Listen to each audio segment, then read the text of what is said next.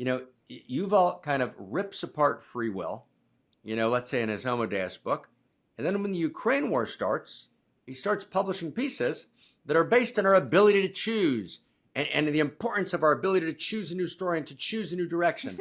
You write Homo Deus, yeah. You basically take a bunch of positions, link them together, and kind of take it as a given that free will is a joke. Anything that without which language doesn't make sense can't be true.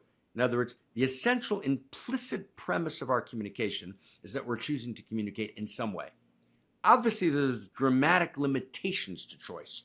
We don't have the level of choice we think we do. But that there's some level of choice is our implicit lived experience, which is not delusional.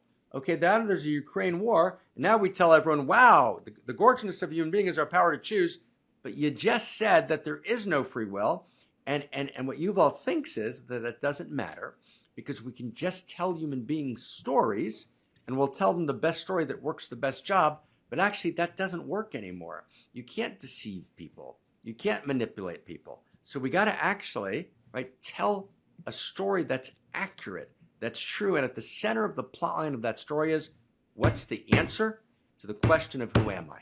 Here's what I say to Yuval, Noah Harari, Klaus Schwab, and all these heady dudes that think there's no free will.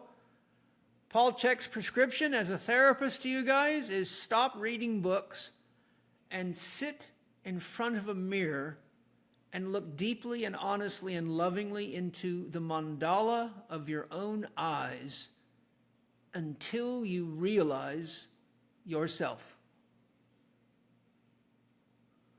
Books are other people's ideas, others' explorations. But part of the problem that our culture has is they keep looking to other people's opinions to formulate their own instead of developing an authentic relationship with their unique self, which ultimately opens the door to the God self. So I'm going to, first of all, I agree with every word you said, and I'm going to be a pain in the ass. Okay, so I apologize. Just know apologize for that. If you're a pain in my ass, I can become one in yours. Which I love, but let's not go there. Okay, so here we go.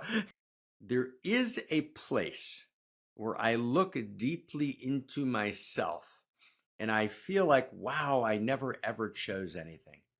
It all had to be that way. It couldn't be any different.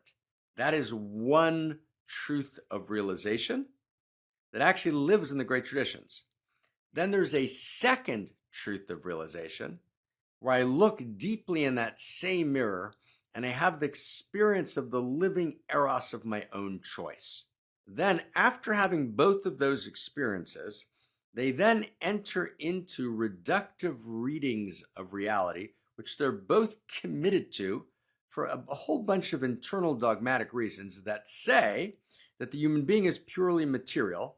And if the human being is purely material, and if spirit is not real in any way, then we are driven only by antecedent causation. So the true experience of self must be that there's no choice. And they then dismiss that other lived experience they have of choice because it doesn't fit into their dogmatic structure. That's how I would read it. And that's why I think we need to actually challenge that dogmatic structure, because the truth is that materialism does not make sense.